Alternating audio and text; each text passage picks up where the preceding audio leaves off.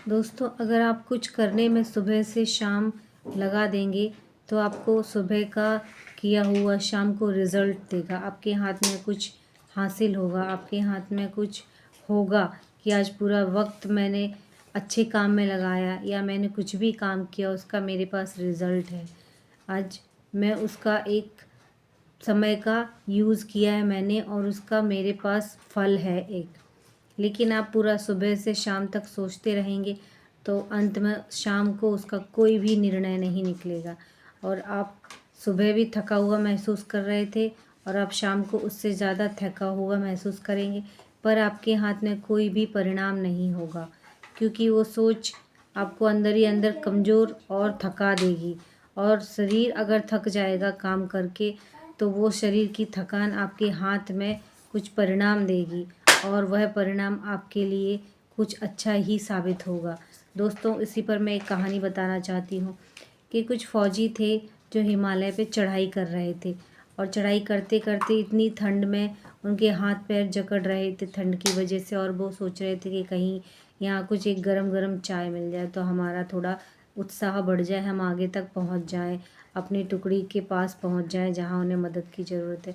चलते चलते बहुत ऊंची ऊंची पहाड़ियों को पार करते करते उन्हें एक टूटी फूटी सी दुकान मिली जहाँ पर ताला लगा हुआ था। तो सभी सैनिकों ने मेजर साहब की तरफ देखा कि मेजर साहब कुछ ऑर्डर करें तो हम इसको तोड़ दें और अंदर जाके देखें कि शायद हमारे खाने पीने के लिए कुछ है क्या। तो वह अंदर ताला तोड़कर चले जाते हैं मेजर साहब का इशारा मिलने पर और देखते हैं कि वहाँ चाय बनाने का सामान और कुछ बिस्किट पड़े हुए हैं। तो उन्होंने चाय बनाई और अपने हाथों से और बिस्किट जो रखे हुए थे खा लिए तो उनको बड़ा अच्छा लगा और वह चलने लगे। लेकिन मेजर साहब को जब पता चला कि मैं किसी के साथ गलत कर रहा हूँ, उसका रखा हुआ सामान और उसकी दुकान में ताला तोड़कर मैंने अपने सैनिकों को चाय पिलाई है, तो मैं एक काम करता हूँ, अपनी जेब से कुछ 1000-2000 रुपये निकाल के रख देता हूँ। और वह उसी चाय के डब्बे के नीचे 2000 की नोट रख कर चले गए सब लोग अपने काम पर और वहाँ से निकल गए। और कुछ ही देर अगले दिन कुछ ऐसा हुआ कि वो जो बूढ़े बाबा थे उनकी वो दुकान थी और उनका बेटा उन आतंकवादियों ने पकड़कर उसे बहुत बुरी तरह घायल कर दिया था, मारा था, उसकी पिटाई की थी कि उससे कोई सबूत मिल जाए इन फ़ौजियों के लिए, इन फ़ौजियों के ख़िलाफ़ और उससे वो चढ़ाई उन्हें करने से रोक दें और आतंकियों का हमला सक्सेस हो जाए। लेकिन उस बेचारे लड़के के पास कोई भी सबूत नहीं था और उसे अधमरा करके छोड़ दिया। जब वो बाबा को पता चला, वो बाबा उस बच्चे को लेकर आए अपने को, लेकिन सबने उसकी बिल्कुल भी मदद नहीं की, ना उसे पैसे दिए, ना उसे अस्पताल पहुंचाया। फिर बाबा दौड़ते भागते अपनी दुकान की तरफ आए कि शायद कुछ मेरी दुकान में होगा। आज तो मैंने दुकान खोली भी नहीं थी, लेकिन जो कुछ पैसे पड़े हो देखा तो वहाँ उन्हें 2000-3000 रुपये मिले पड़े हुए और वह 2-3000 से उन्होंने अपने बेटे का इलाज कराया और इलाज करा के अपने बेटे को सही किया।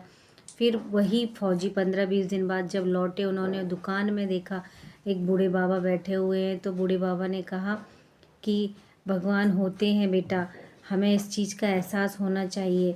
तो उन्होंने कहा कैसे बोल रहे हैं आप, भगवान होते हैं, आपकी तो कोई मदद भी नहीं करता है, आप तो ऐसे बूढ़े होकर भी काम कर रहे हैं। उन्होंने बोला नहीं बेटा, मैं उस दिन बुरे वक्त में फंस गया था और मेरे बेटे की जान पर बनाई थी, तो मुझे अचानक मेरी दुकान में रखे हुए पैसे उन्होंने मुझे मदद की भगवान के रूप में। तो उन फौजियों को बहुत हंसना आया कि हाँ, भगवान होते हैं, कहीं ना कहीं किसी न किसी रूप में आपसे मदद करवा ही देते हैं किसी न किसी की, और वह मदद किसी की जान भी बचा सकती है। दोस्तों, अपने आप पर भी भरोसा करें और भगवान पर उससे ज़्यादा भरोसा करें। अपने कर्म अच्छे बनाएं, कभी आपके किए हुए अच्छे कर्मों से किसी की जान भी बच सकती है। Thank you.